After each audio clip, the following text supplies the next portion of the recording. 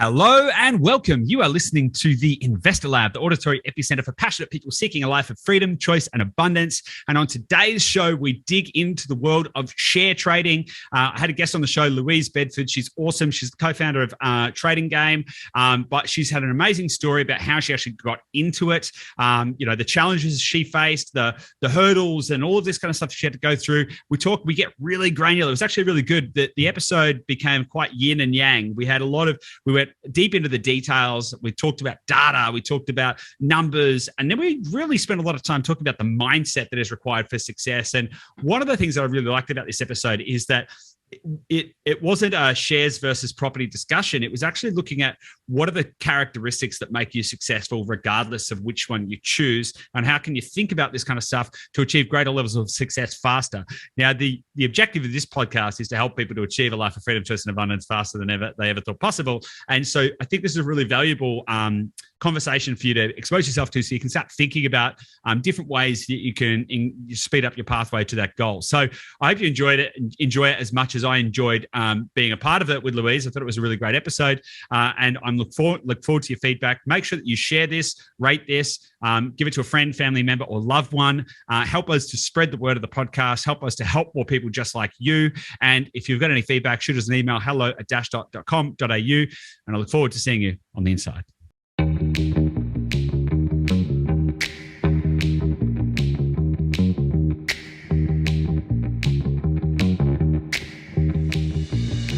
Hey guys, welcome back to the Investor Lab. Joining me today is a very special guest, Louise Bedford. Now, Louise is the best-selling author of a bunch of books on share trading. She's also the partner of Chris Tate, who's been on this episode, or the co-founder of, more specifically, the co-founder of the Trading Game with Chris Tate, who has been on the show before. We've been in contact for some time. Louise, it's awesome to have you on the show. I'm really looking forward to digging into a bunch of stuff today. Let's talk about all kinds of things. I want to get to know you. I want to get to understand your background in shares, why shares. Obviously, I'm a property proponent. I also want to talk about the psychology around all that kind of stuff. But before we get into that, firstly, welcome to the show. How are you? Oh, it's fantastic to be here. Goose, really, it has been such a long term working side by side with each other situation where a lot of the people that you know are the people that I know as well. So it is an honor to be here. Yeah, awesome. Thanks so much.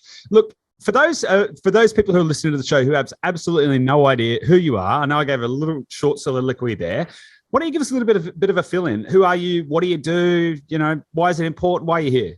Sure. So I've been trading since 1990 and I had a corporate position. I loved my job. I know a lot of people don't enjoy their roles, but I just adored my role. And unfortunately for me, my body decided not to cooperate. I had some difficulty with my hands and arms. I couldn't move my hands and arms for 3 years. So I had to leave my corporate role. What happened there? Do you mind me asking? No, you can ask away. It was a neural, and still is, a neural condition where my brain just decided not to talk to a particular part of my body. So it certainly gives you a different perspective on life when you can't quite trust that your body will go the distance. So I left my job and I was trading already. Luckily, I'd already worked out how to do that. I traded with a pen in my mouth so I could tap the computer board and press that speed dial on my phone so I could get to my broker. And thank goodness I already knew how to trade.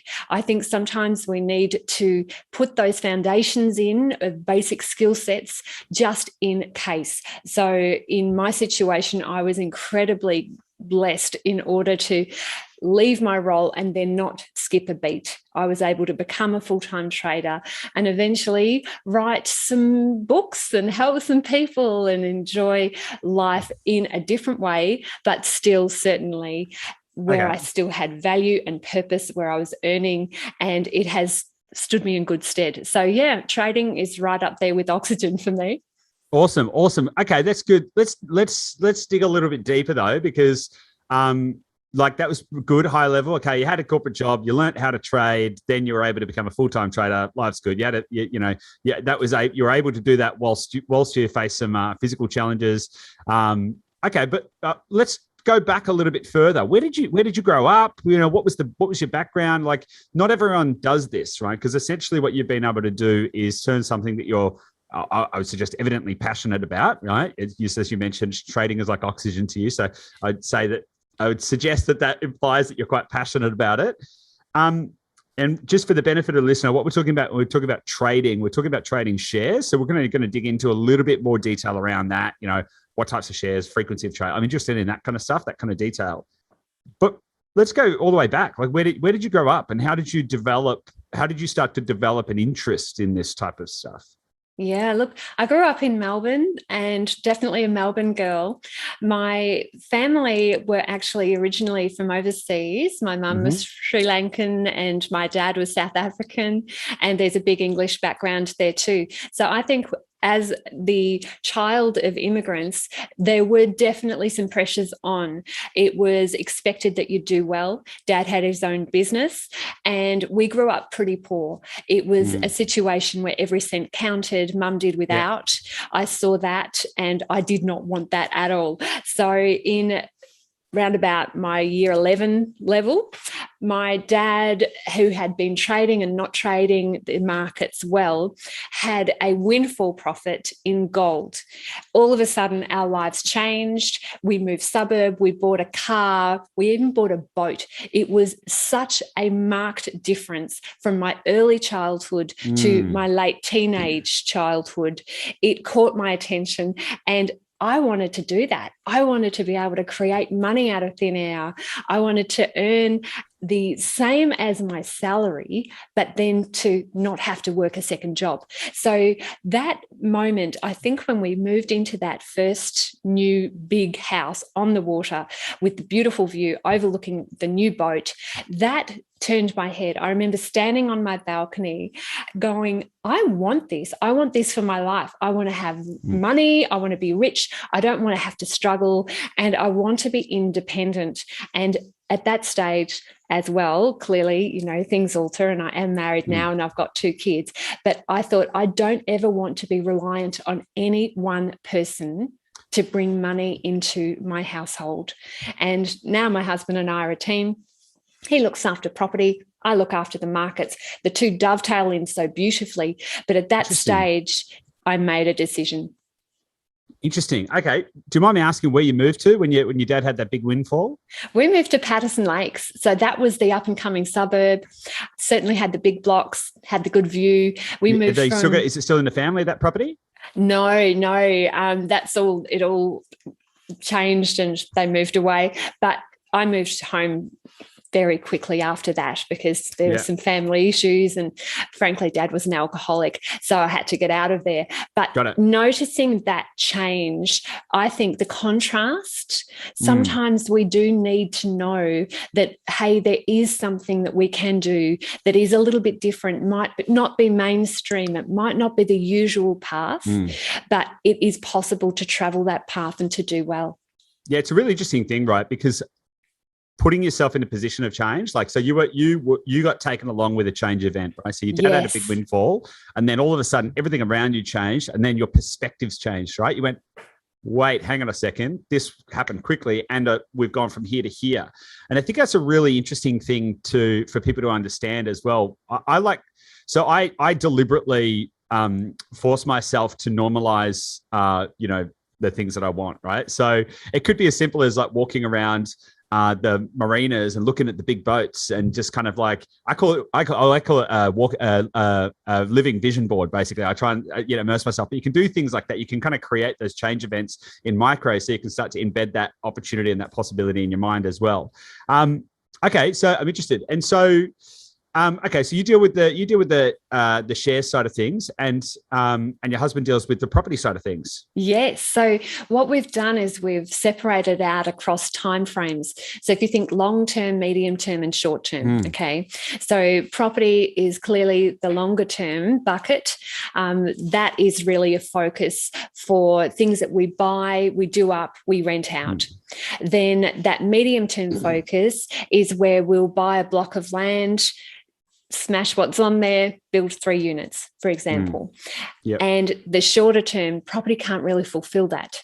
So the short term and medium term is where I'll come into play here, where I'm looking at cash flow and wealth creation. So we do have some shares also in our super, but there's always a little bit of a struggle, a bit of a war about who gets the money. So often it's me earning the money and then my husband investing the money in property and then me investing the money in the market. So you make it and he spends it. That's it.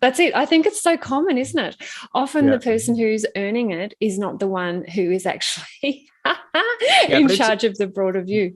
But I also think that's also a really important aspect of teamwork, because I know a lot of couples that are, either maybe, I can think of half a dozen examples of where there's a business and maybe one partner will run the business and focus on that and make the money, for lack of a better term. Yes. Then the other partner is basically kind of like the portfolio manager. They're the ones that are like, right, okay, how are we going to invest this? What are we going to do? And so that's a job in and of itself. So it's not like, someone makes it, someone spends it. It's about understanding what roles do we play to achieve our long-term goals. And I think it's really important that people kind of get comfortable with that and go, okay, who's got the best aptitude in what, right? And I'll be moving towards the same destination. I actually think that's really, really cool. And I think there's also some advice that our accountant gave us.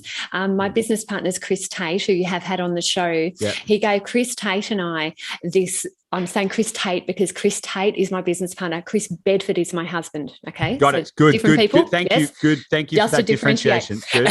So my accountant actually said, in terms of Chris Tate and my business, tradinggame.com.au, he said, the problem with the two of you, this is going back 25 years, he said, Louise, here are your responsibilities, and Chris, here are your responsibilities, and there's almost a direct overlap. Your goal is to actually separate that Venn diagram overlap so that there's only minimal overlap between the two of you, so that you've still got things that you're working on together, but you can look over and admire what the other person is doing, and you're not stepping on each other's toes, and there is a clear delineation and very few power struggles. Now, taking that Venn diagram idea from a business perspective and applying that to my marriage, that has worked really well also, because my husband and I wanted to be full-time parents, which we are with our 2 children. We wanted to be able to travel and drop everything so that we can actually still have a portable business. And we wanted to be able to have people around us who are big thinkers, that in a circle of friends where you can trust that we're on the same page and that we're on the same path. So there were some core values, both with my marriage and with my business, that I predefined with the people involved, and we work together to achieve. Okay. That's awesome. I'm loving that. My mind's already gone to thinking about the different risk profiles, so to be honest, right? Yes. So one of the things that I'm trying to understand, right, because obviously we talk about property investing and the returns that you can get from property because of leverage, right? The returns that you get from property, I think they're exceptional. Our clients systematically get around 70% return on invested capital a year, right? It's mental. I'm trying to understand what's the appeal with trading, like how it seems risky. Do you want to talk to that for a minute? Do you know, so many things seem risky until we actually get to know what that is about. So for me, when I started out trading, just remember that I was 20 years old. So it's not like I could have saved a lot of money at that stage. And it took 3 years for me to break even. So I was no child prodigy at this.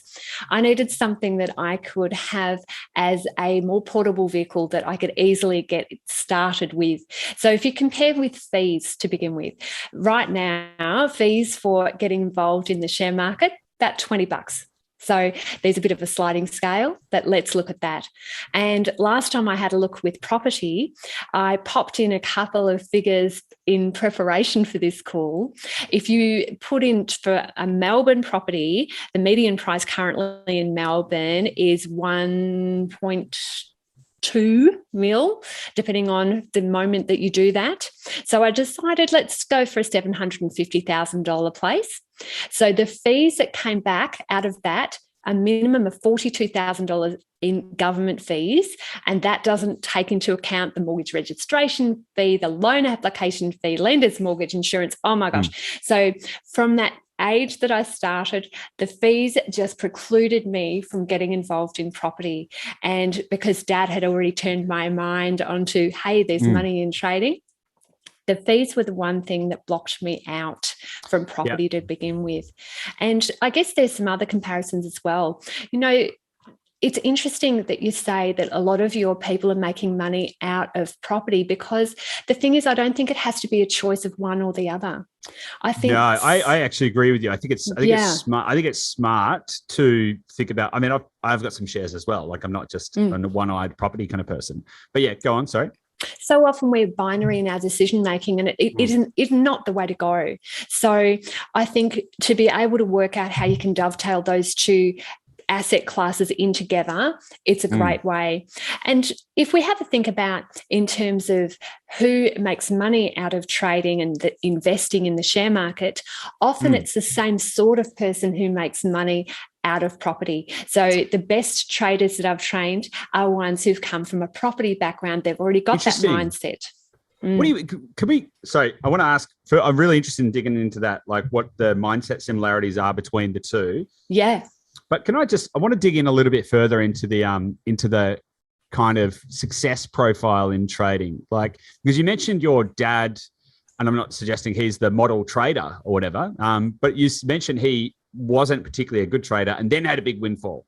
Yeah. So, what is the kind of success rate? Like, because obviously the return, it's all about risk reward, right? So the returns could be enormous, right? You know, for example, if you buy $1,000 worth of shares and then they go up by 1,000%, or like you can make a lot of money, right? But surely there's a high failure rate as well. So what does that look like? Look, I think there is. I think with anything in life, the majority of people give up too early. They don't back themselves. They don't give themselves the correct tools to be able to ensure success, and they don't seek out a mentor. So there's some very basic things that you can do at the very beginning before you place $1 into the markets, before you actually even decide to become that successful trader. So some of those aspects, I do feel people in property neglect as well. So I don't know quite what the figures are. You do hear that, it's an 80-20, 80% of the people quit, 20% of the people hang around. Who knows what they really are, because it depends on your data set and your database.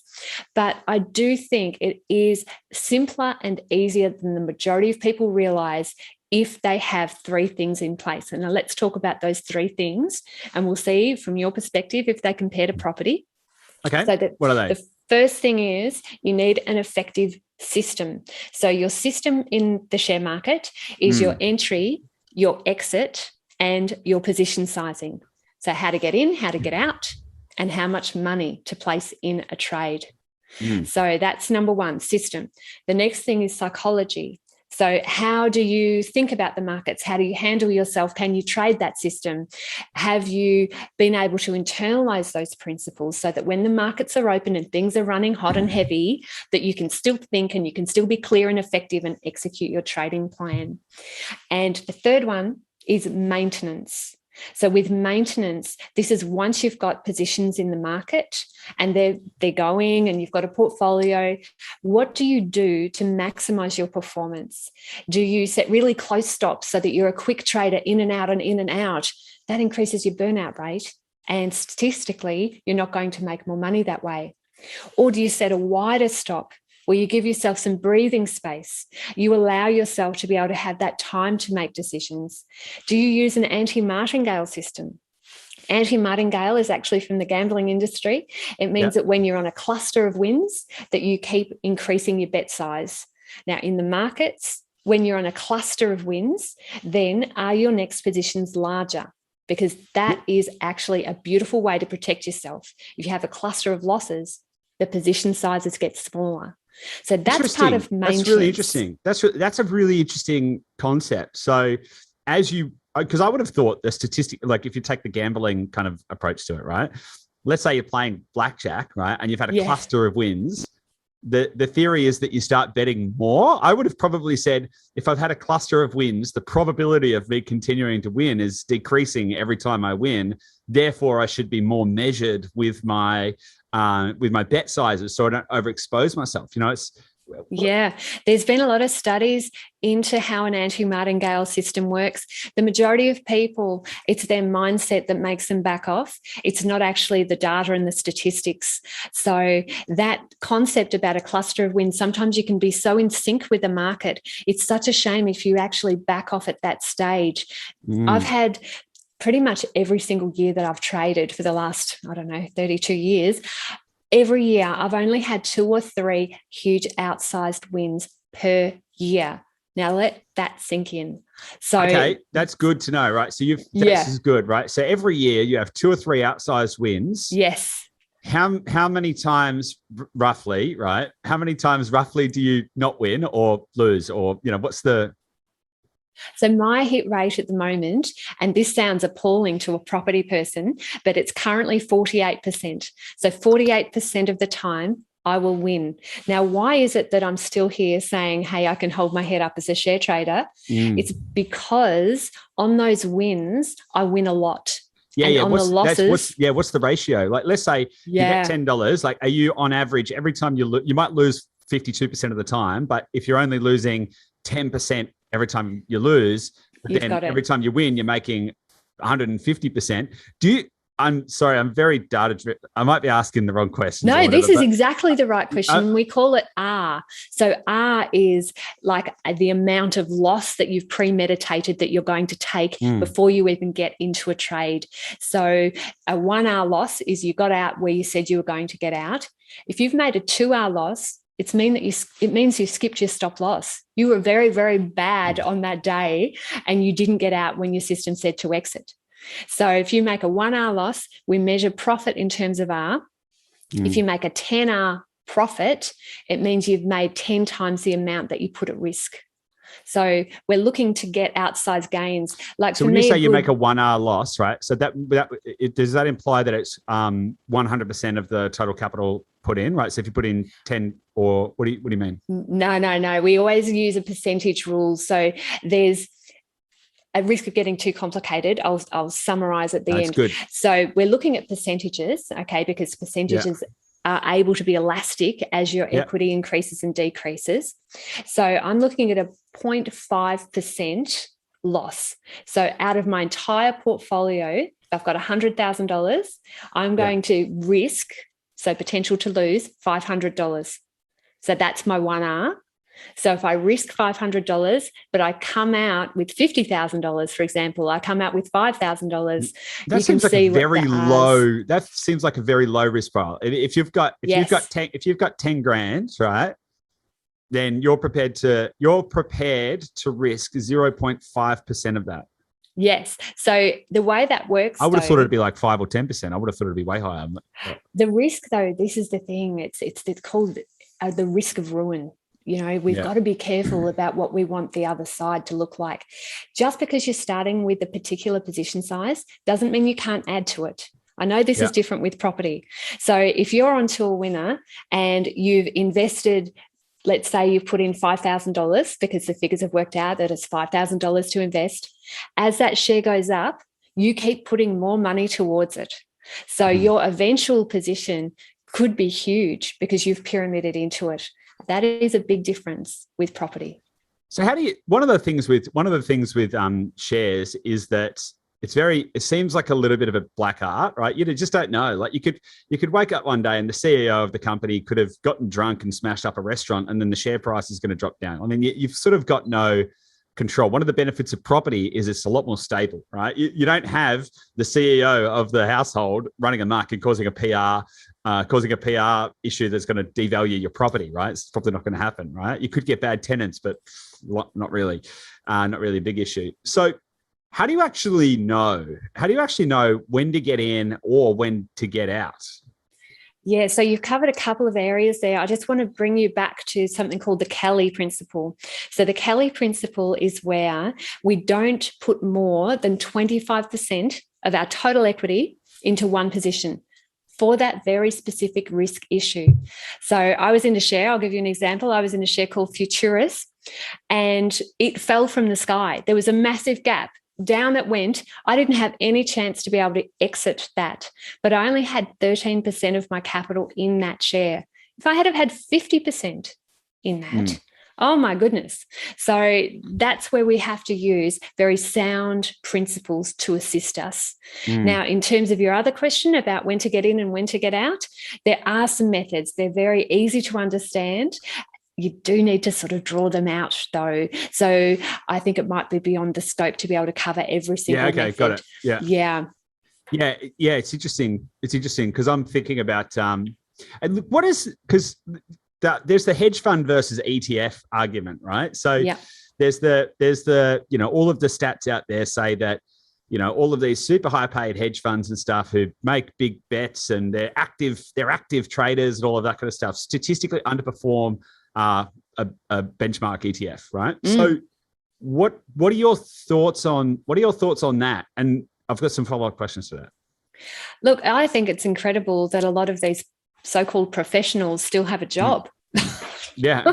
Like, what the heck? I actually think it is much better for you to gain control, get those methods yourself, learn how to do this, and outperform the hedge fund managers. So ETFs are fantastic because often they'll include a basket of particular instruments. Either it's currencies or it might be shares, it could be indices. So that basket has a cushioning effect, and it's a great way to get started in the markets to begin trading. So a lot of this information is really readily available. You don't have to turn to these so-called professionals that keep underperforming the markets, other than maybe when you're 20. If you want to start, then sure, hand the money over. You've got time on your side. You can hope and wish that they were going to do something good with your money, maybe learn a little bit along the way. But really, as we move through those initial stages of being a beginner, we need to harness the power of reading books, associating with people who know what they're doing, who have longevity in the markets, and having that conservative view that I know a lot of your listeners already have because they're successful in property, using that to translate to a different vehicle. If you can do one thing well, you're likely to do another thing well. The way we do one thing is the way we approach everything. So it can be harnessed and you can actually transfer. Totally. So I'm interested then, the types of shares that you're focusing on, or in your experience. So let's talk about that. Is it better to focus on large cap, mid cap, or small cap? Because I know I've taken some punts, right? So we'll just call them punts, right? Because they're not really that. I haven't really done any. I've taken some punts on some small caps because I've got a tip, right? And sometimes it's worked out pretty well. You make 150% gain in a very short period of time and stuff like that. And you feel like a hero, don't you? Oh, yeah, God. Oh Look my at God. me, You should have seen the first time that happened. I was telling Gabby, I'm a genius. I've cracked whoop, the code. Whoop. I was like, and then I don't know, like 2 weeks later, that one that had gone up 150% had gone down 160%. So I was like, oh, okay. Yeah, that which goes straight up often goes straight down. It's just unfortunate how that works. Yeah. Yeah. So what's like, is there a the kind of wound in with this question, right, is kind of like where should we be looking at small, mid, or large, right? It was because there's obviously different risk profiles and all of that kind of stuff. And what's like you mentioned earlier about the kind of barrier to entry with property, which is true, right? It costs a lot more to get into property. What's the kind of, if somebody wanted to start trading, what's the minimum entry point, I guess? Like how much, you mentioned the Kelly principle, not putting more than 25%, but if you've got $100, like you're going to put $25 on a trade? Probably not, right? Yeah, so if you've got $100, you need to actually save. You have to learn first principles here. The person with the most money wins if they're trading the same system and that system is losing. So we do need to be aware that we are going to have a hit in terms of our equity when we start. Every single trader, every single system starts out with a bit of a dip because you take your losses first, and it takes a while for those ones that are in profit to move through and for you to exit those. So you have to withstand that hit. So I know some people say $500. I don't see successful business people open a business for $500. No. I don't see successful property people open a property portfolio for $10,000. I suggest that you start with a minimum of $15,000. Give yourself some time to learn this. Allow for that dip. That way you're not going to blow your head off when you realize you've lost 50% of your money. Oh my God, I can't go on. We need to be adults about this. We need to first of all save, then work out a strategy to be able to invest. So the people who start with, say, the $15,000 to $50,000, that seems to be a good medium type of level. But if you're really serious about this and you want to make this a part of your future and you want to be able to have that flexibility of being a trader and traveling around the world and trading from those exotic islands, you have to treat this with the intensity that it deserves. You need $50,000 to do this really well, to kick off. Interesting. So to start with success, it's probably not radically different from a property portfolio, really, right? Like in general terms, yeah. Yeah, in general terms. Well, let's talk about mindset though, because what you mentioned a couple of things there. Look, 15 grand, good entry point. 15 to 50, right? We'll use the 15 grand for the moment. But you've sort of got to be prepared for the fact that you're going to suck at first. You will. And you're probably going to lose a bunch of money, right? Which, is all good theoretically. But when you're losing money, and it's very likely that you're going to shit yourself and basically say, no, I'm out. Okay, this is not working for me and I'm going to quit.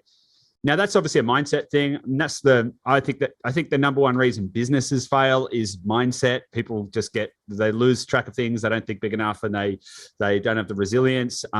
Probably the same thing goes with property. If you buy well, it's less likely that you're going to lose money, but certainly there's other mindset things like, it could take a long time, or maybe you are going to face challenges. Maybe all of a sudden the roof needs to be, there are things that are going to test your resilience. So let's talk about mindset then, because how do you develop a mindset that gets comfortable with potentially starting an endeavor and maybe losing 50% of your cash? Well, first of all, we need to be able to build some boundaries about how much our losses are going to cost us. So there is a figure for you, and this is a really important one, and it comes back to the concept that if you lose 25% of your money, unfortunately, it's going to take you 33.3% in terms of profit on the remainder of your money in order to come back to break even. Okay, so it doesn't seem fair, does it? Doesn't that sound awful? You lose 25%, but you have to make 33% to get back to where you were before. So taking that into account, that's where if you lose 25% of your money, you need to have a premeditated course of action. So if then statements work beautifully. This is ripped off from the weight loss industry, lots of data on behavioral change. If then, so if I lose 25% of my overall equity, then I will stop entering new positions and I will seek the authority that I've chosen and written down in my trading plan. So for a lot of people's higher authority, it's me and my business partner, Chris Tate. So am I doing things right? At what point should I be worried? All of those questions come out at that 25% mark. So if you allow yourself to lose 50%, then really shame on you. It means you haven't educated yourself. You haven't realized what a big dip like that is going to cost you. It's going to cost you 100%. You have to make 100% on the remainder of your money to get back to where you were before. So that tipping point of 25%, it's important to set a boundary around that and then to seek help if you get to that point. Yeah, it kind of sounded the kind of classic thing that like the DIY investors, whether it be in shares of property or whatever, the DIY investors are typically the ones that don't outperform because they're not getting the right guidance and advice. That's certainly what I've seen as well, because the amount of people who've come to us who have tried to go it alone and really just not found any success in property, and they maybe have lost money or maybe just have they're at 0.0, which is essentially lost money, right, because of inflation, versus getting some professional guidance and advice. So that sounds like a sound strategy. You keep talking about you keep using the word system. Is in the way that you're using it, is it just kind of like a process document? Like, okay, if this happens, then I'll do this, or is there like some kind of deeper element to creating a system? Because I know that some people have built trading algorithms and stuff like that. Are you familiar with that kind of stuff? What do you think about that? I definitely am. I think the goal, regardless of how you're going to approach the markets, is to be as mechanical as possible. And in fact, I've even got my little friend here, Stockbot. He's my little robot friend. He lives on my desk. Now, Stockbot is there to remind me to be mechanical at all times. So if we think of how this little bloke would trade, he would trade according to a program. It would be binary. It would be yes or no. It would be, I've taken a loss. I'm not even going to change my expression because I'm a stockbot. So that type of mechanical trading, I think, is very, very important. To be able to have a system that you've looked back into the past, it has worked in the past, therefore it's likely to work in the future. That's very important. To have something that's robust. There's Monte Carlo system where you've tested each variable against each variable regardless of the time frame. So let's say you've got 3 trades, trade 1, trade 2, trade 3. You take them in that order, and then you take 2, 1, 3, and then 3, 2, 1, and 3, 1, 2. So it's impossible to do that just to yourself. You can't Monte Carlo system check your own system. It'll take you 50 years. So we do need to have some help, either people who've done it before, who've done this sort of thing and they can guide you, or you need to have a background in stats. Now, I've got 4 years at uni in stats, and even then some of the things are beyond me. I just go, wow. So we've got a systems tester that we've employed who has got that upper level MBA, all of the nice ducks in a row there, and the software. So there is a lot to it. You can start in a very simple way, but if you want to become incredibly proficient, make sure that you're consistent, beat those markets every single time, you need to come under somebody's wing, or you need to develop a hell of a lot of information yourself, which can be tricky. Totally. It can be super tricky. We embarked on that endeavor because we wanted to basically, the whole reason that Gabby and I started on this path was because we made a mistake and probably lost a bunch of money, right? And there we go. It was like, oh, okay, hang on a second. That just didn't work. How could we make this work? And this curiosity has led us to continuously try and decode the property market. Now we have a team of data scientists full time and all of this kind of stuff. And oh my God, the volume of data that we ingest every month with. It's like, it's tremendous. It's like something like around about 5 million unique data points every month is getting digested. And then we have a whole team who are like PhD data scientists who are just ingesting that and then trying to find the related information so we can decode it, which is obviously outside of the scope of the average punter. So, but it's why people come to you. You know, you've got your access is superior to what their access is. So they come to you for guidance. You're their shortcut. You've helped them tiptoe through that minefield. They don't have to do what you've done because you're there and you're existing to be able to assist them. So it sounds like a great symbiotic relationship. Totally. So talk to me about how you maintain a positive mindset, because as you mentioned earlier, you went through a phase where you lost the ability to use your hands and arms and stuff. And okay, and then you started trading with a pen in your mouth. Okay, so that's obviously, there's some pretty strong mindset stuff there in terms of resilience, positivity, tenacity, all of that kind of stuff. And then what you do to generate capital is risky, right? There's risk elements to it, right? So how do you, what kind of tips, tricks, tools, habits, affirmations, like what do you do to kind of like keep that rock solid mindset? Yeah. It is interesting because I take on what you're saying, that there is risk in what I'm doing.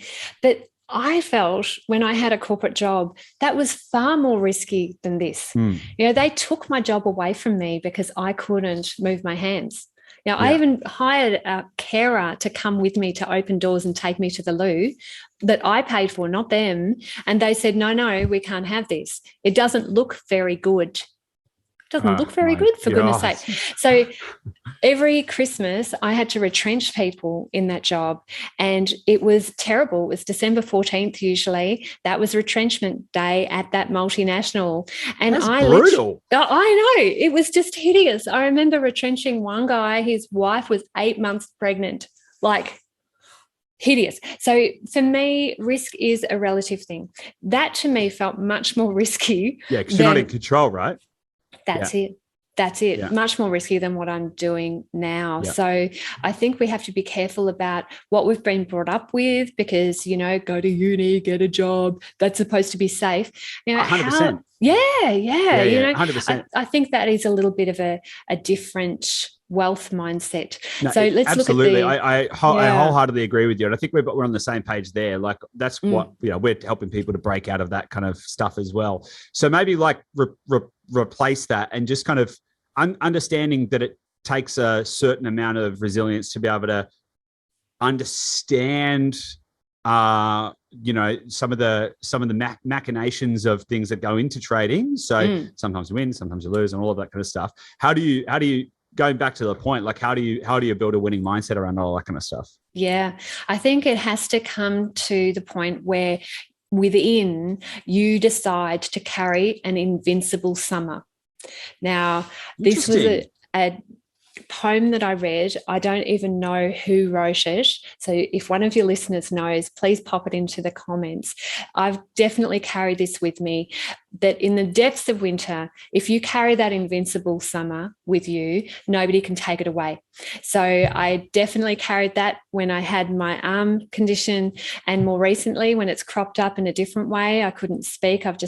This is why it took so long for me to come onto the show, Goose. I lost the ability to speak. It's taken me 2 years to be able to do interviews again. Wow. So similar neural condition. Once you've got something wrong, then often crops up again, doesn't it? Yeah. So knowing that I had a core of strength, that summer was in my control, nobody can take that away from me. That's important. So how do we do that? How do we develop that? I think a lot of it comes down to working out why. Why do you want to do what you're doing? What is going to get you out of bed on those cold winter mornings? What's going to make you persist when you're starting to feel like you're useless and you don't have an identity and you no longer have a role? What is it that's going to drive you on? And one of the things I do always suggest to people is that they create their own mission statement. So way back when, before I'd even put money into the share market, I went to it was like a property business shares type of seminar where they get up and there's a guy from the stage and everybody's cheering and, oh, it's so exciting. So the thing that I remember from that night was he said that you need to have a spread into 1 or 2 or 3 of property shares business. Okay, let's break that down. And also you need to work out why you're doing what you're doing. So for me, the mission statement, part of the mission statement that I wrote down that night when I was 19 was to inspire others by leading by example. Now, that to me has been a guiding light. That's one of the reasons why I set up tradinggame.com.au with my business partner, and why I give away so many free resources. And that to me is when I was feeling miserable last year, when I had no sound coming out of my voice box at all. I couldn't communicate. I wrote down to my husband, I said, one day this will be an asset.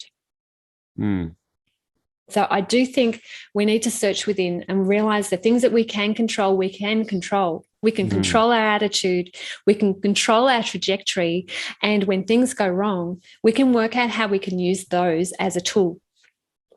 Interesting. Yeah, I love that. I totally agree. I totally agree with everything that you said there, because I think that's the key differentiating point, right? Like the difference between those who find success and those who don't, it really comes down to mindset. There's really no other, you have a periodically lost ability to use parts of your body, right? And so what I was going to say is, like, we all have a body, we all have a brain, we all have the same facilities. And so really everyone has the opportunity to create whatever they want. They have the ability to manifest, but not in just in some kind of quasi woo-woo type whatever, but manifest through thoughts and actions to actually get to an outcome. I think I really think that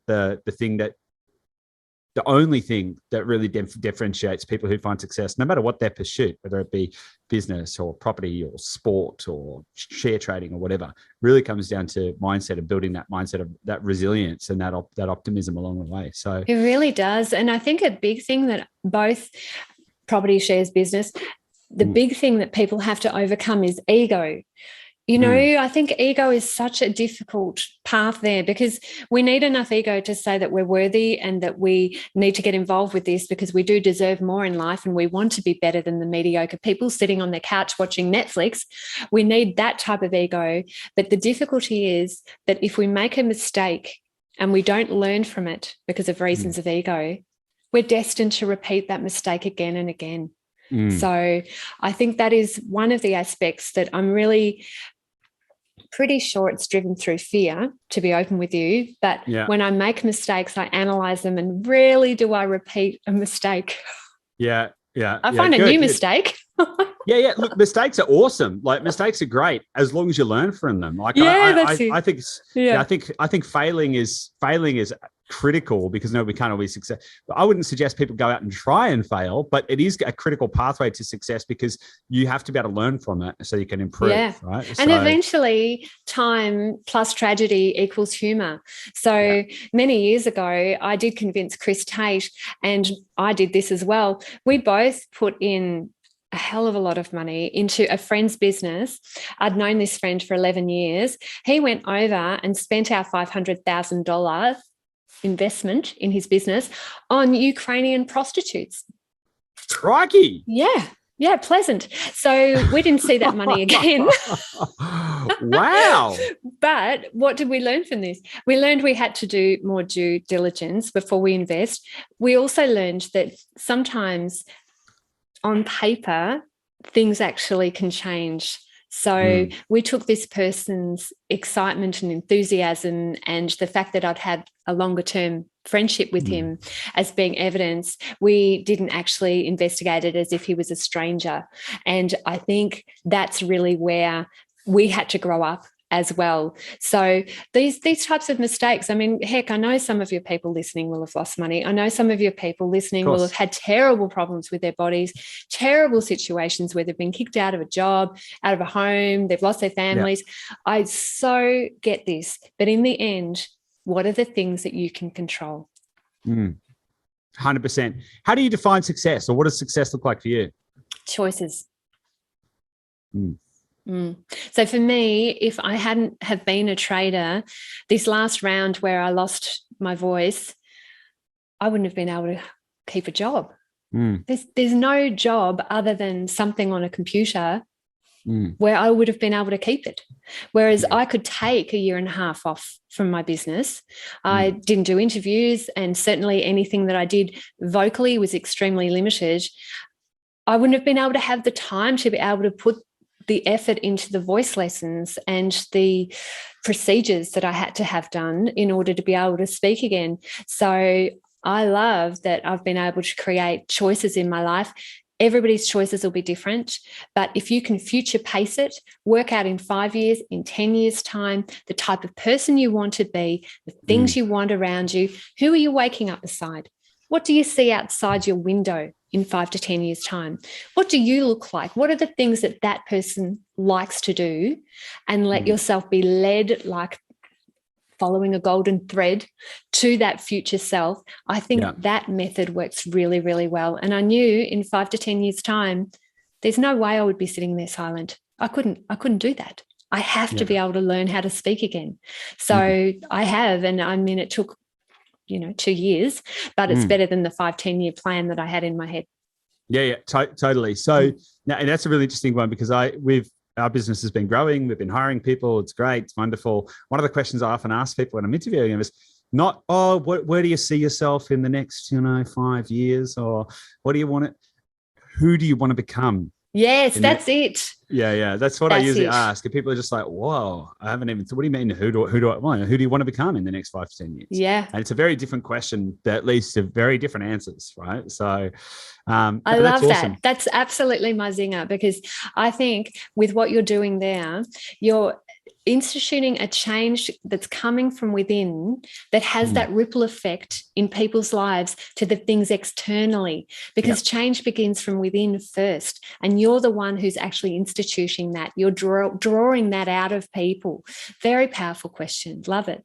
100%. Okay, so we're gonna move towards finishing up now, but I want to ask a question that we've just started instigating. Now, I'm just for the listener, I've actually ripped this out of somebody else's podcast, but I thought it was so good, right? That it's a question that I have started to ask people, and I find it really, really insightful and impactful. Right. So, Louise, walk with me here. Visualize this, right? So imagine it's your last day on Earth, right? Yes. You're on your deathbed, right? And everything you've achieved in your life, everything that your heart and mind desires, you've achieved the whole lot. You've written all the books, you've built all the wealth, you've traveled everywhere, you've done all the stuff. There's statues that have been made for you. Wow, it's amazing. But in an instant, for whatever reason, right, the moment you pass away, everything that you have done, everything you've created, aside from your family, right, maybe, is going to disappear in an instant. Nothing, there'll be nothing, no evidence that you ever existed, gone, right? But the only thing you can leave behind is 3 simple truths. What truths would they be? You know, when you first asked me about this prior to the call, I really had to stop and think. So this is a brilliant question. So the first one is, if you stumble, you don't have to fall. And if you fall, you don't have to stay on the ground. Nice. The next one is, make the money and then you can write the rules. Oh, I like that one. I also like you had a bit of a fierce look on your face when you said that. You were like... Yeah, there's a bit of a backstory to that one. Yeah. And the other one, which we have talked about already today, is control the things that you can control. Amazing. Love it. Thank you so much. I really appreciate that. Do you want a statue to yourself? See, I just don't. I think my sphere of influence is actually leaving things within people. That exterior thing doesn't attract me quite so much. No, I'm not that interested in having... I could imagine a statue, Goose. I could go there. No, I don't have any aspirations for a statue at all. No, I do. You know what though? I spent quite a lot of time in the UK, and I was in a really small town in Scotland, and there was this kind of like, it was a really small town, but it had this really big, beautiful, I can't remember if it was a library or like town hall, but it was like big, amazing, in this tiny little hick seaside village where everything else was run down and pretty rough, right? Now, the plaque on it, though, was really interesting because it had been bequeathed to the town by this guy who he'd only gone to school there for like a couple of years, right? But he was impacted by the schools where he learnt maths. He then ended up becoming a quite influential banker, I think investment banker actually. So probably not, a bit of share trader maybe. And he'd become extremely wealthy, right? And so he wanted to give back. And I just thought it was really, I thought it was quite profound, right? He'd only been at school there for like 2 years, but he decided it was so impactful to him that he really wanted to give something that massive and on that scale, big stone blocks and just the kind of thing that would cost millions and millions, right? And yeah, I like the idea of permanence in that respect. Yeah, of being able to give back. But I'm not particularly vain enough to want to. I don't think anyone wants a statue of me anyway. Let's put it that way.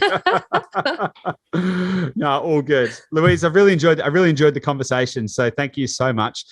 Where can people go to find out a little bit more about you, or if they're interested in trading and doing all that kind of stuff, and they want to make sure they've got the right team around them so they don't fail and they find success? Where would they go? Come and visit me at tradinggame.com.au.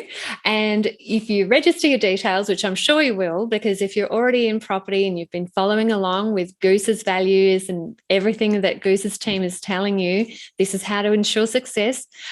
My values and my business partner's values are so similar. So you'll find yourself at home.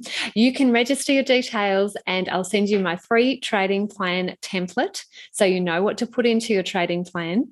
And that will very much ensure success. And also, I'll send you my free audio 5-part e-course called Trading Made Simple. So come and visit me, tradinggame.com.au. Amazing. I might do that myself, because I got to say, the wheels were turning. I'm not a trader. I've just chucked some money on a few shares. Going pretty good, actually. They're actually going okay. But I'm like, oh, I don't really know what I'm doing. So I might even go check it out myself. So you're three-quarters of the way there, Goose. It really is. You've already got that risk profile. You've got the mindset. Now it's just getting the right systems so that you can be brought on to even greater success. Totally. Awesome. Well, I look forward to it. Thanks again, and I'll speak to you soon. Pleasure.